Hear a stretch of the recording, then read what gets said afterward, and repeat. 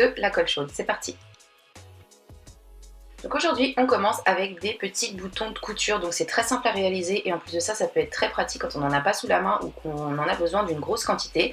Donc pour cela on prend du papier de cuisson et on fait tout simplement tomber, on pose une goutte sur ce papier qu'on laisse s'étendre. Donc bien entendu on met plus ou moins de colle en fonction de la dimension que l'on souhaite au niveau du bouton. Et on laisse, comme je vous l'ai dit, s'écouler et sécher complètement.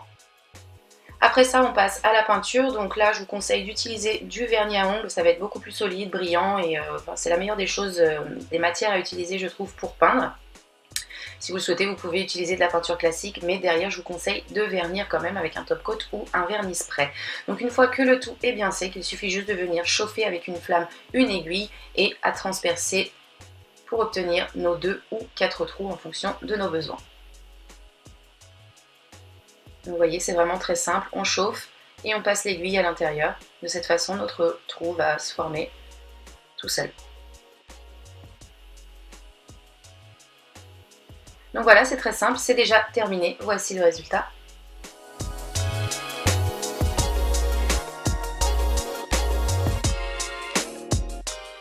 Je vous propose ensuite de réaliser des petites fleurs qui là encore peuvent être très pratiques au niveau de la déco et des DIY à réaliser.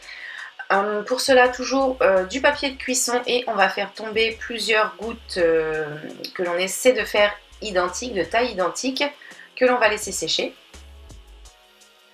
Une fois qu'elles sont sèches, on va venir les regrouper comme vous pouvez voir sur l'image. Donc j'en ai posé 5 en tout. Et pour les fixer l'une à l'autre, je viens tout simplement faire tomber une goutte de colle au centre. Et je fais en sorte que ma matière que je viens de poser vienne toucher les 5 autres perles que j'ai faites précédemment pour que ça colle le tout l'un à l'autre. Donc je laisse s'écouler et sécher et donc voilà, ma petite fleur est maintenant réalisée. C'est très solide comme vous pouvez le voir et c'est très propre. Donc on peut réaliser cette forme de fleur, mais on peut également réaliser une autre forme avec des pétales différents. Donc pour cela, encore une fois, sur du papier de cuisson, on dépose une goutte mais que l'on va étirer vers le bas de façon à faire une petite pointe, comme vous pouvez le voir sur l'image de toute façon.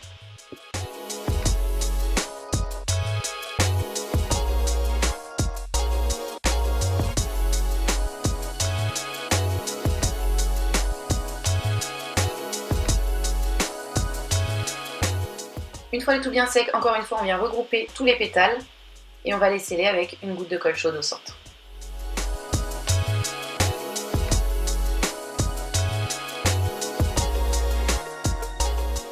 Et donc voici ce que j'obtiens après séchage.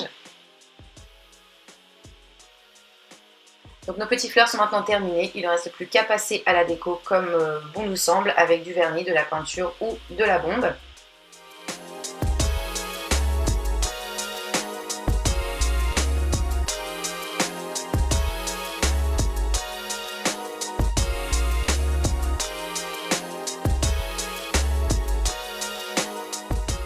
Donc voici ce que ça nous donne et là encore une fois je vous conseille de vernir le tout si jamais vous avez ce qu'il faut pour le faire.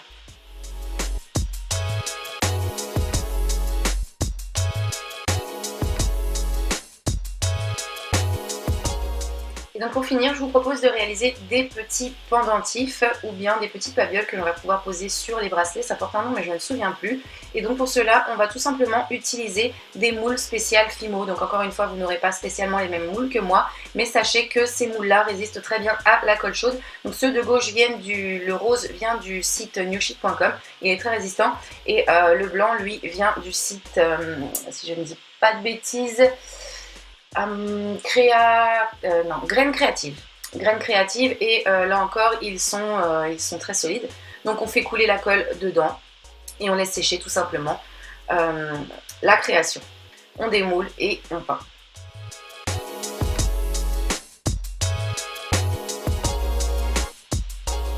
Une fois que c'est fini et verni, pour faire le trou, encore une fois on prend une aiguille, on chauffe et on perce.